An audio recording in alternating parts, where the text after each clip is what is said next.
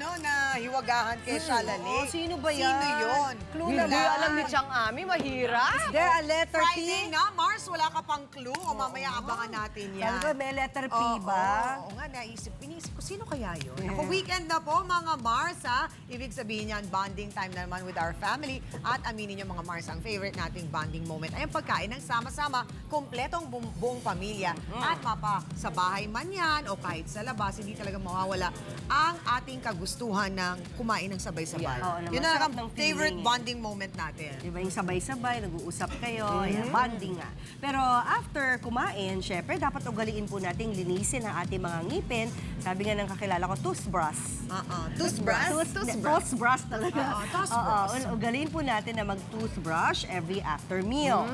Pero papaano naman kung yung mga ngipin nyo ay hindi permanente? Ibig sabihin, pustiso, paano kaya ang tamang paglinis para ma-preserve ang pearly whites, ha? Ang inyong pustiso, at manatiling, ito nga, malinis, di ba? Madalas Chang? smile mo siya, Yes. ha? Puting-puti. Don't you worry, Nora. Nora, may mga kasama tayo today. Bagay ba? Na isang Bagay, expert. panindigan mo na yan, ha, Chang? At ituturo natin sa kanya ang proper way na paglilinis nito. Pustiso. Yes. Narito po si Doc Ann Camus, ang president Nagbabalik. ng Philippine Dental Association Ayun na. Manila Chapter. Ay, Doc Ann! Good morning po. Balik na po kayo. Good morning. Good morning. Ay, ganda naman ang ngiti ni Doc. Thank you. Thank you. Unang Nice tanong to po be mo- back. Yes, we're happy to have you here. Unang tanong po namin sa inyo, bakit nga ba dumarating sa punto na tinatanggal na lahat ng ngipin at pinapalitan na po ng pustiso? Siyempre, Miss Tinky, nasira na yung ngipin. Hindi na alagaan na. Oo, hindi na alagaan. Hindi na kaya isave ng dentist. So, kailangan na nating magbabay sa permanent na ngipin. Pero yan, last resort nyo ba yan, doktora? Yung parang magbubunot? gagawin nyo na muna lahat ng pag-restore, pag gano'n, kung hindi talaga kaya. Yes. Last, pag hindi na kayang i-root canal therapy, kailangan na talagang magbabay sa ngipin. Kailangan na punutin. So talagang para mangyari yun, talagang nasa malalang sitwasyon na yung ipin. Correct na correct, Miss Anne. So saan po ba gawa ang mga pustiso? Sa styrofoam. Tama. Anyway, seriously speaking, gawa siya sa pwedeng plastic, porcelain, and acrylic. Tatlong klase na. Actually, hindi. Marami pang iba. Marami pang iba. Pero usually yun sa Philippines, yun lang yung Usually, kilala. ano pinakamatibay sa tatlo? Pag sinabi mong matibay, depende yan sa paggamit din, Miss Ami. Regardless din sa materials. May kanya-kanya siyang advantage and disadvantage yung bawat materials. Ano ang pinaka-affordable na lang? Yon.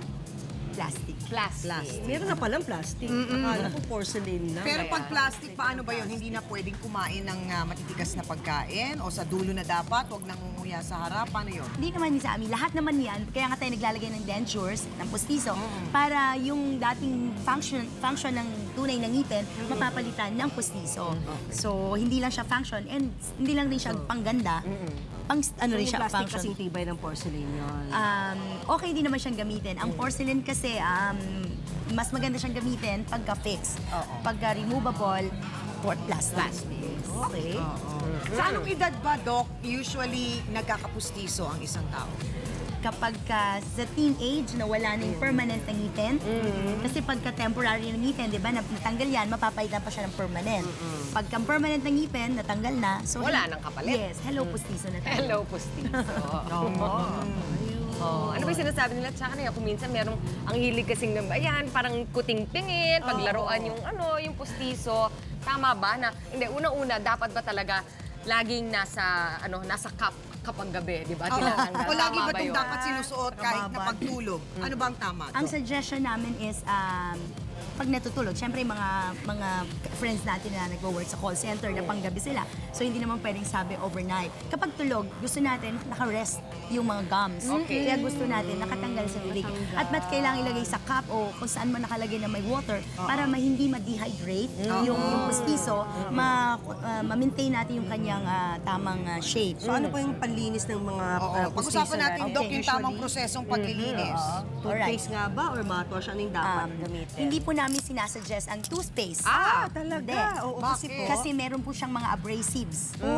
Na tamang-tama lang para sa tunay na ngipin. Okay. Kasi ang enamel na outer part ng ngipin, Yeah. yun yung pinakamatibay. Mas matibay talaga siyang to the max compared po sa dentures. Okay. Pag dentures kasi magagasgas siya ng So, toothpaste. So, out ang toothpaste. Out Out. pala ang toothpaste. Di ba, nakikita pa naman natin yung mga lolo't lola natin, di ba ganyan? hanggang Hawak ganyan. sa gabi. Ano, pinalinis na toothbrush lang? Parang Ako sinashine. gumagawa niyan para sa lola ko noon. Oo, ako din nung araw ginagawa. Diba? Kasi toothpaste ang ginagamit, so mali pa naman mali yun. pala. Mali Karamihan pala. po, syempre, available na yan. Gusto lang natin yun is the minty flavor. Oo, so paano po? Ano pong pwedeng pamilinis? Meron pong available commercially sa market na tablet na para siyang, pag nilagay mo siya dyan, okay. bumubula-bula. Best friends. Tablet lang. Yes. Maglilinis. Yes, but then kung gusto niyo po ng matipid, syempre, na available sa bahay natin, Ito ay? ito ang liquid dishwashing. Ah, wow! Naku, daming gamit niyan. Lagi namin Siguro kailangan lang, banlawan lang mabuti. Yes po. Kung gusto niyo pong mawala, ang meron lang siya siguro mga aftertaste, sabi siguro baka lasang pinagugasan ng plato.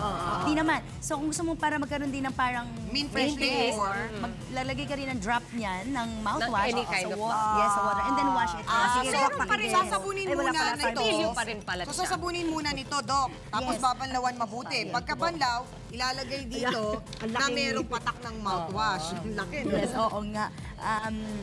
Ang number one step, siyempre tatanggalin sa bibig. Hindi pala tayo magbo-brush inside the mouth. Okay. Never do. Pasensya na kay Dok, ito lang ang pustiso. Walang nagpahiram sa amin eh. Oo nga, nahihiya. Kasi nga aesthetics, Miss Oo, Ami.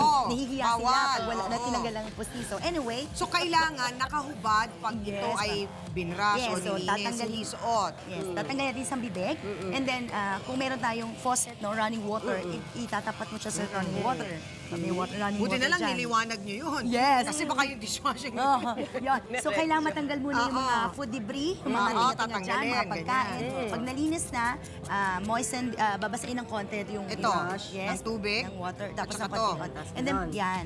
Oo. And then, brush it then, katulad ng pagbabrush na ginagawa natin sa tunay na sa ngipin. Advisable po ba, Doc, na hot water or yung regular water lang na galing sa gripo? Regular na water lang po. Wag po hot water kasi the hot water will warp or madideform niya po. Madideform yung So, pustiso. Kasi nga, gawa sa plastic. yes. Kasi inisip natin pakuluan para mamatay ang germs. So, paano yan, doktora? Binubuksan din yan, pati sa loob, pati yung Oo, pink, yung parang gilagid ganon. part, ganyan. Opo, Lahat dapat, po ano? ng lahat po ng surfaces, lahat Na ng pwedeng mapuntahan ng tinga, gano'n. correct, pati loob Parang at labas. sisiksikan. Kasi po ina-avoid po natin ang mga germs o bacteria. So kanina po nabanggit po ninyo yung denture cleaners. Maaari po bang gamitin kapag nakasuot ang pustiso naman? Hindi nga. Yun nga po yung sabi ko kanina. Hindi rin. Lahat po ng cleaners, cleaning agents, Yung tablet na nilalagay yes na yun po, dito. tanggal lahat sa bibig. Lalagay po siya dyan para Yun, bubula. malinaw yun, mga Malinaw. Mars, ha? Never nagsisipilyo ng pustiso sa loob ng bibig. Pero etong tanong ko, doktora, pagkatanggal ang pustiso, bibig lang, dapat lilinisin din Yes, natin ang nagkaroon. bibig. Huwag kalimutan na sarili mong pibre. Tsaka may naiwan ka rin doon, di ba? So, doktora, pwedeng mangyari doon, back to basic ka, yung ginagawa mo sa mga baby na lampin lang. Oo nga. Di ba? Lampin lang sa daliri. So, pag nakapustiso ka na, dapat ganun na lang din ang gagamitin mo. Massage mo yung gums. Aside from the mumog, Tama para po. mamassage yung gums. Correct. Parang Ayun, baby sabi. nga, Parang no? baby. Tayo talagang tao, no? Parang bumabalik na tayo pagka-baby. Oo, malaki na. Ay, pag tumatanda na, no? O, ano pwede niyong i-advise, Doc, sa ating mga kapatid na may mga mustiso. Saucy, mustiso. Mga mistisong mga nakamustiso. Mustiso. Oo, pagdating doon sa proper denture hygiene nila. Alam ko na yan si Mamu pagka nagkaganyan. Go, go, Mustiso, go. pustiso. Okay. Katulad ng nabanggit natin kanina, regular clinic, say nasa resto tayo. Kung hindi natin ma-afford, lalo na kung meron siyang adhesive na para pandikit. Ayun pala, Doc, last, pagka nagkapustiso ka na ba, dapat ba lagi pa rin regular may check-up pa din sa dentista? Correct. Kasi merong iba parang, o hindi na, nakahiwalay na naman yung ipin ko sa gums. Pumunta ba ako sa dentista para magpa-check? Padadala na lang. Oo. Padala mo na Pupunta na lang yung pustiso sa'yo. Doc, check. Yun po sinasuggest namin. At least, again, kahit na... Once a year? Every 6 months? 6 months pa rin. Every 6 months pa Every 6 rin. months. Why? Kasi syempre, gusto natin malaman na may natatanggal na dyan ng mga ngipin. Lumuluwag. Yes, o kaya may pudpud na siya. May pudpud, Yes, pag oo. pudpud na yan, dapat may restore yung tamang height kasi magkaka-problem siya dito sa jaw. So, mas maraming problem ang nangyayari doon. Magpapaklining pa po ba? Pagka-pustiso na? Ay, kiniklinik, God! nagkakaroon din po ng tartar ang Ay, pustiso. oo, nagkakatartar. Yes. Kung imaginein mo. Yes. Meron pa pala. Kumakapit yung tartar. Naninilaw-nilaw din. Mistinting yung denture ni lola mo. Meron siya. Meron siya dito sa may molars at hindi yun kayang tanggalin ng ordinary Toothbrush or lang. ano Yes. yun, yung... din. Kailangan dahil sa Prophylaxis talaga. emphasize ko lang sa dentist po pupunta, hindi sa dental technician. Iba yun. Yes po. Kailangan- Ayan, ha? Kasi iba nagtitipid. At Yun ang kailangan pala ginagawa. licensed dentist. Yun. Okay? At kailangan magpakita kayo. Hindi pwede. Kasi po meron kaming ginagamit na mga device na panginginis dyan. Doktora, tawa-tawa sila dalawa. Pumunta yung pustiso sa inyo. Hindi, kasi minsan aminin naman natin yung ating mga lola. Siyempre, ayaw nang mapagod. So, sasabihin sa apo, Apo, pakidala mo nga ito kay doktora. Kasi kailangan nakaganon siya. It happens. Oh, nangyayari yun, di ba, Dok? Gusto mo na Parang nail. So, Pwede namin gawa ng paraan. Bakit Kasi ba kailangan hindi? din i-check yung gums ni Correct, nanay o ni correct. tatay, di ba? Kasi gusto nating malaman kung baka ill-fitting na siya. So, mas magkakaroon ng further problem. So, wag niyong palalakarin mag-isa. Isama niyo sa sarili niyo, ha? Huwag kayong magkakalayo. Maraming salamat, Doc Ann. Thank you very much, too. From Philippine Dental Association Manila Chapter. Salamat. Yan, mga Mars, ha? O mga Mars, ha? Alam niyo na kung paano ang tamang paglilinis ng ating mga pustiso ay darating din ang araw, magkikita-kita tayo dyan. Mahalaga na sundin natin ang mga paraan na ito at para sa ating kalusugan, para hindi rin magkaroon ng infeksyon dahil sa kapabayaan. Tandaan, basta ang inyong mga pang-araw-araw na konsumisyon, ang Tres Comares ang laging handang magbigay ng solusyon.